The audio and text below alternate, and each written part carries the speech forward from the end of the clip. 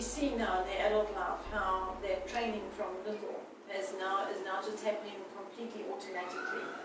And I wanted just to comment on that and say that it's exactly like going to get a bicycle and teaching your child to ride, and they've got ferry wheels, and you take one off, and then you take the other one off, and then they've got to struggle to balance, and once they've got it, they can ride it. You don't ride a bicycle for 10 years, you'll get back on it, you'll ride it again, but it takes time to get it automized, and there might be struggle and tears and difficulties, and the picture that I showed with Missy is it's like going on a nature walk, going on the highway. Like Greg likes to meander when we drive somewhere to see all the side routes and the side roads, and so that's how her mind works. It goes on a lot of meanders, and on the meanders you discover a lot of things on the way. You not just have a highway like my brother's mind was a highway, straight to the point. Jamie's mind is more like a highway, and Missy's the meandering route.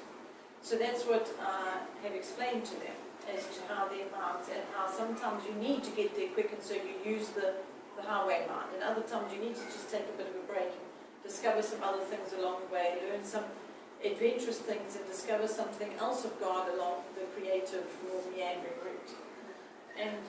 But it all takes time and input and focus and love and attention, and a lot of attention to detail as taking care of these situations, and not just letting life whiz by, and not sit down and pay attention to these things, and to be protective over that. So if you've got a special needs situation in your home, it needs a lot of attention, and you need to be glad for that it needs that attention, because every time you're sitting with a special needs situation, you are having opportunity with relationship, with sharing the Lord, with overcoming, with growing, and it's not something that is too much for you, or I can't cope it, can't handle it.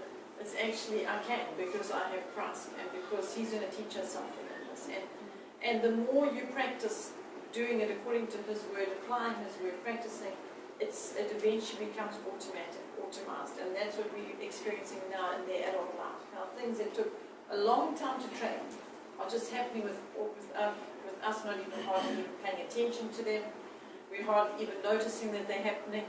They're just happening.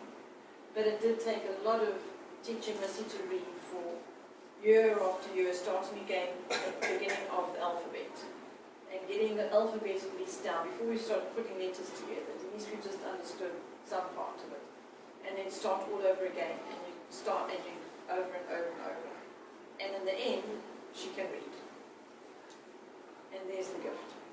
If we hadn't persevered, and if we hadn't just kept at it and given up and gone into the institutes or gone to conform to the world, then we would be sitting with a different picture.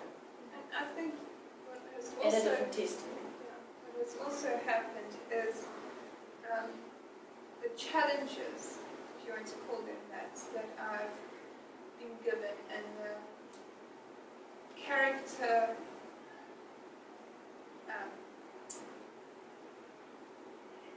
problems that I've been diagnosed with, we've turned into a positive for the Lord. So like autism, people have to have everything very organized and very in place and very together, and that's how they survive, that's how they live, and if anything goes out of place, it'll fall down. But we've used that for the Lord, that aspect of orderliness and that aspect of getting everything together and focused and consolidated and organized for His kingdom and for His purpose. We've channeled the problems into purposes for the Lord. And for example, we can do this project within Oikos that needs extreme detail, that you want it to be done very thoroughly. You want it, not one step of it missed, because it's got to go step by step. And you want to be sure that the outcome is going to be one of excellence. There's your goal. So the very negative characteristics that are called a label, that are called a problem, that are called a difficulty, that are called a challenge, God is using them, and that's exactly why they're there in the first instance, because He wanted them used in a standard of excellence that is higher than somebody, like my brother, who would just be haphazardly go through life, bubble through life, get somebody else to do it for me. I don't really mind about the details. You get that kind of character, and he's the happy-go-lucky kind of guy. He walks in the room and everybody's laughing. He's you've got all the different parts of the body working together for good. And so the very things that the world would have caused the label, which would have robbed from God's kingdom, what God wanted to do, as Missy's saying, they've been channeled into the area of But I think if I was doing them, even with having learned how to manage them and handle them when they arise, if I was doing the job that I'm doing now in a secular situation and doing it for my own means and my own purposes, I think I would have a much greater trial to have to handle my labels and put them down and manage them, because they'd be fed almost. they would be fed. They would be put in a situation where they can thrive for my own Self-glory.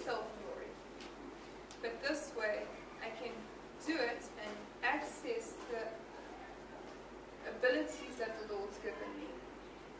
But I can do and use them for Him and His kingdom and His service and His service to His other children. And by doing that, myself can't get into it. So it's much easier to manage because He's managing me. And I'm not trying to manage the project.